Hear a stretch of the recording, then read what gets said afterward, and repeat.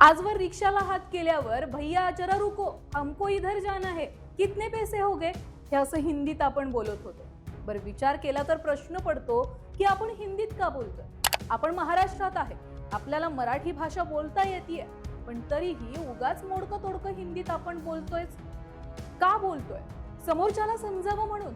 पण कधीपर्यंत समोरच्याला समजावं म्हणून आपण आपली मराठी भाषा बाजूला सारून हिंदीत बोलायचं. यावर अनेक जण असं पण म्हणतील की मुद्दा नसला की मराठी भाषेचा मुद्दा तयार करतात. पण यात चूक काय? जसं कर्नाटकात गेल्यावर कन्नड बोलावं लागतंय, गुजरातमध्ये गेल्यावर गुजराती, मग महाराष्ट्रामध्ये मराठी बोलायला प्रॉब्लेम काय? म्हणजे पोटा पाण्यासाठी महाराष्ट्रात यायचं पण आणि मराठीत बोलणार नाही असं वरून मुजोरी करत म्हणायचं आणि आपण ती सहन करायची कधीपर्यंत? त्यामुळेच राज्य सरकारनं 1 मे पासून सगळ्या रिक्षा चालकांना मराठी भाषा सक्तीची करण्याचा निर्णय घेतलाय आणि तो अर्थात सगळ्यांना पटतो. या निर्णयाविरोधात बोलणारे असंही म्हटलेत की यूपी मधून येणाऱ्यांचा मराठी लोकांना काही त्रास नाहीये, ते बिचारे त्यांचा धंदा करतात, मग त्यांना मराठी सक्तीची करून सिद्ध काय करायचंय? मुळात बाहेरच्या राज्यातील लोकांनी महाराष्ट्रात धंदा पाण्यासाठी येऊ नये असं म्हणायचंच नाहीये. पण जर तुम्ही महाराष्ट्रात कामासाठी येताय तर कामापुरतं मराठी बाहेरील राज्यातील लोकांना शिकावं लागेल. इथे नो कॉम्प्रोमाइज. कारण आम्ही तुमच्या राज्यात आल्यावर तुमची भाषा मोडकी तोडकी का होईना पण बोलण्याचा प्रयत्न करतो. मग आमच्या महाराष्ट्रात मराठी बोलावंच लागेल आणि सरकारचा हा निर्णय प्रत्येक मराठी माणसाला पटलाय.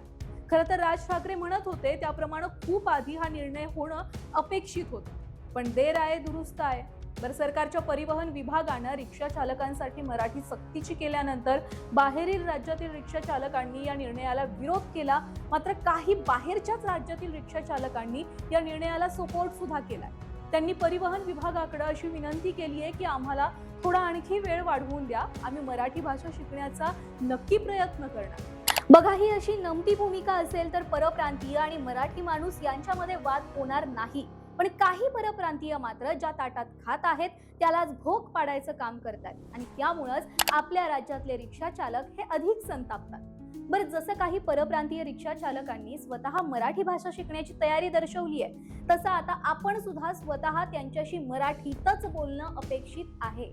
कारण स्वतः परप्रांतीय रिक्षा चालकांनी हे बोलून दाखवलंय की आमच्याशी समोरून हिंदीत बोललं जातं आणि म्हणून आम्ही हिंदीत बोलतो. जर आमच्याशी मराठीमध्ये बोललं गेलं तर आम्ही पण मराठीमध्ये हळूहळू बोलणं शिकू.